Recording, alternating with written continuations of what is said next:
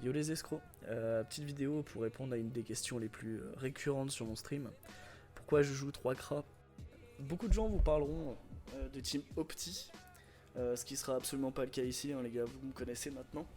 Ma principale raison de jouer 3 cras, c'est mon kiff personnel. Jouez ce qui vous fait plaisir, ce que vous avez envie, les gars. Vous avez pas besoin de vous clôturer à jouer que des trucs méta. Si tout le monde copiait son voisin, on partagerait tous la même meuf. Tout ça pour vous énumérer deux points importants sur Wapfu. L'adaptation au contenu, donc on va créer tel team pour faire tel DJ, et l'adaptation du contenu, on a tel team, on peut faire tel donjon. Alors pourquoi je vous dis ça? Tout simplement parce que nous on est dans le deuxième cadre, où on va jouer 3 cras, donc du coup quel est le contenu qui est adapté pour XP, pour drop, quelles sont les meilleures tranches de level, et voilà, comment s'épanouir tout simplement avec 3 cras. Alors comment on XP 3 cras? Je vais prendre en compte qu'on est déjà level 50 bien évidemment. Je vous conseille un DJ qui est surfarmé par la plupart des gens, et c'est compréhensible, le DJ Mogre. Vous allez pouvoir XP facilement jusqu'au level 75, voire même peut-être 80 avec un peu d'acharnement. Ouais mais escroc, j'en ai marre de taper du Mogre, H24, c'est chiant. Et ben gros, t'as une deuxième solution qui s'offre à toi. La tour minérale, mais la tour minérale il te faudra un petit peu de stuff, donc c'est pas forcément, on va dire, atteignable directement le level 50. C'est pour ça que je conseille principalement d'aller taper du Mogre en priorité pour prendre quelques levels et quelques kamas. L'objectif là-dedans, c'est d'atterrir au level 80, voire 95, idéalement. Une fois ce palier atteint, ben c'est simple, on va pouvoir attaquer les brèches. Mais alors pas n'importe laquelle, la brèche de Suffokia. La brèche de Suffokia, en fait, ça va vous permettre, on va dire, d'XP un bon paquet de niveaux. Parce que franchement, niveau aller 80, même 95, moi je vous conseille quand même de faire la tranche 80 avant, si vous n'avez pas forcément les thunes, ni forcément l'expérience d'ailleurs. Et sinon, pour les plus ardus d'entre vous, bah, level 95 jusqu'au level 125, ça se fait largement. Une fois le level 125 atteint, vous pourrez vous moduler et réitérer la même expérience jusqu'au level 155. C'est à ce moment-là que vous allez pouvoir changer de brèche.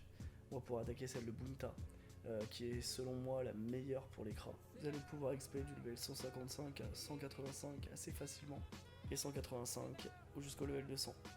Ouais, c'est bien gros, mais en attendant, bah, il me faut de la maille pour tout ça quand même. T'en doutes, le prochain point, bah, comment se faire du fric. Alors l'avantage, c'est qu'au final, les thunes, tu vas te les faire en même temps que ton XP. Je t'explique. Le Digimogre, ça va te permettre de créer plusieurs trucs. Déjà, tes steps de level 50. Donc ton level 50, t'as limite pas besoin de t'en soucier. Et à force de le farm, t'auras aussi des incantations de Feka que tu pourras craft. Donc, du coup, aller à la tour minérale gratuitement.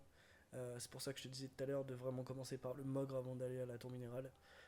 Ça va t'apporter plusieurs choses en termes de Kama. C'est déjà d'une, les jetons que tu vas pouvoir échanger contre des potions de régène pendant 12 heures. Économie de pain, donc du coup forcément bah, tu gagnes de la thune. Oublie de faire la tour minérale en S3, c'est pas faisable. Mais 0 stealth, ça t'économisera des poudres. Le but du jeu en fait, c'est d'en faire un masse pour gagner XP et surtout quelques jetons. Alors des jetons de reliques et des jetons pour la tour minérale, pour te faire la potion.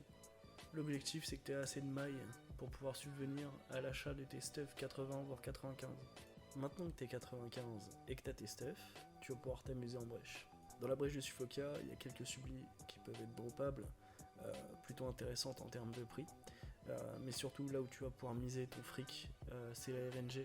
Parce que si t'as de la chance, tu vas te taper v'là le loot et t'auras pour 2 millions, voire même plus en termes de Kama à la fin de ta brèche.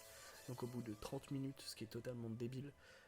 Tu peux enchaîner genre 10 brèches comme je l'ai constaté en stream et avoir 0 loot, mais enfin 0 loot, je m'entends, hein. Et à côté de ça, tu peux faire 3 brèches et avoir 6 millions.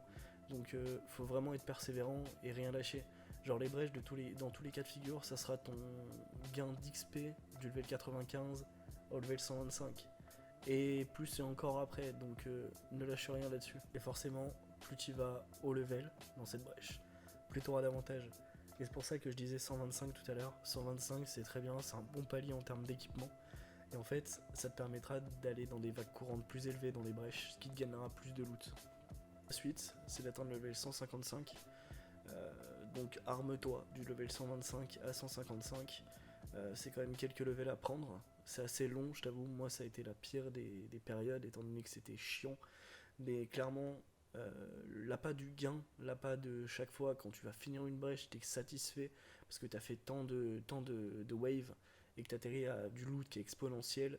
c'est grave intéressant, on va dire que ça pallie à ce côté de chiantise répétitif. Et au level 155, tu vas pouvoir attaquer la brèche de Bunta, qui elle t'offrira totalement de différents loots et beaucoup plus intéressant. Parce que là, même des items légendaires que tu vas pouvoir dropper, qui sont la panoplie Abra par exemple, qui se vend excessivement cher parce que tu en dropperas assez rapidement. Donc là, tu peux même compter sur l'équipement, on va dire, à vendre. Euh, Pas que les subis, pas que les familiers, pas que les ressources aussi, parce que rien que les ressources de cette brèche valent quand même quelques kamas. Donc en fait, il y a moyen que tu te fasses masse de thunes grâce à cette brèche, et surtout masse XP. Donc je te conseille du level 155 à 185 pour changer, et moduler 185 pour atterrir level 200. Pour ma part, j'en suis actuellement là, level 193. J'attends d'être level 200, je pense cette semaine ça sera fait. Et après, go se stuffer en level 200. Bien évidemment, on prend en compte que moi j'ai toujours pris des stuffs plus ou moins low cost. Du moins un qui était cohérent pour le premier Décra, que j'appelle mon main, et les deux avec des stuffs plus low cost, qui ont été optis au fur et à mesure des drops que j'avais, des tranches d'XP que j'avais. Enfin bref, ça a toujours été, on va dire, une escalade par rapport au stuff et à l'argent que j'avais. Donc un petit conseil, si t'as le niveau pour te moduler, fais-le. Pense pas à créer tes stuffs avant, vois plutôt l'argent que t'as pour créer des stuffs en fonction de tes thunes. J'en profite, il y a personne qui parle de stuff low cost, et j'avoue que c'est un point qui est assez important dans beaucoup en général, parce qu'on prend jamais en compte le fait est qu'on va commencer par des stuff low cost pour atterrir à des stuff opti. On pense toujours à il faut tant de thunes pour arriver à acheter tel stuff opti.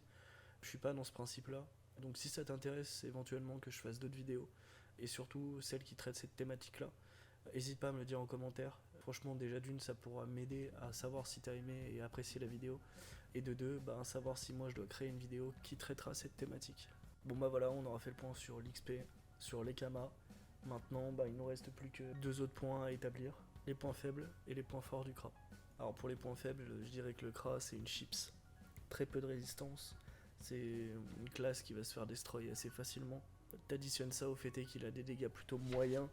Il tape pas dans l'élément haut, peu de passifs, un gameplay assez répétitif, ce qui fait de lui une classe assez moyenne. A contrario, je dirais qu'il y a quand même quelques points forts à énumérer. Après, mon jugement est un peu erroné étant donné que j'adore la classe. Son premier point fort, c'est sa range. C'est un truc de ouf à quel point on peut avoir une portée presque illimitée au final. Genre, il n'y a pas de maps qui font genre 14, 15, voire 16 de portée, ça n'existe pas. Et pourtant, c'est atteignable largement avec le Kra. J'entends, parce que actuellement j'ai des stuffs qui ont minimum 10 de PO, donc c'est facile on va dire. Les pourcentages de dégâts qui sont assez énervés, parce qu'en fait 1 de PO est égal à 3% de dégâts, on atteint un 10, on a 30%, c'est déjà énorme. Je joue pas mal mes Kra avec du contrôle pour poser pas mal de balises, pour contrôler les mobs, c'est assez important. Et aussi grâce à un passif qu'on va utiliser pendant pas mal de temps en brèche, qui donnera 6% par balise, j'en ai souvent 10, donc 60% de dégâts. Qu'on cumule ça avec l'APO, ça nous fait 90% de dégâts, c'est juste colossal. Vous rajoutez à cela quelques sublis tels que longueur, vous dépassez facilement les 100% de dégâts et assez rapidement. Je trouve qu'il a une excellente régène avec la flèche vorace.